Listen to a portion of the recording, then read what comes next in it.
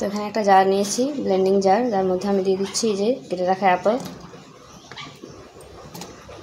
এখানে আছে ভেজানো কাজু আর আছে আমন্ড, আর এর মধ্যে একটা কলা দিয়ে দিচ্ছি।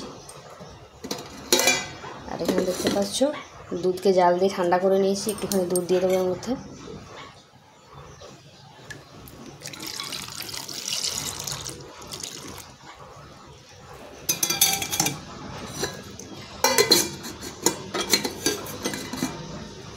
আচ্ছা, যেহেতু ছেলে খাবে সেই জন্য আমি একটুখানি মিষ্টির জন্য আমি এখানে চিনির বদলে একটুখানি দিয়ে দিচ্ছি মিশরি। ছেলে যেহেতু খাবে, ওকে চিনি খাওয়াই না এখনও পর্যন্ত, সো আমি মিশরি দিয়ে দিলাম। তো চলো এটাকে ব্লেন্ড করে তারপর তোমাদের দেখাচ্ছি।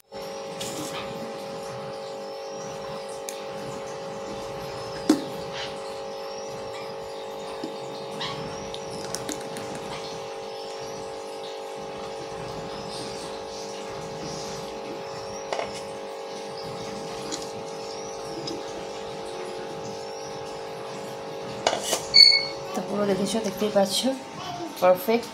আমার 2 গ্লাস বানানো হয়ে গেছে, মেজারমেন্টটা পুরো পারফেক্ট ছিল। তো চলো ভিডিওটা একটা লাইক করে দিও।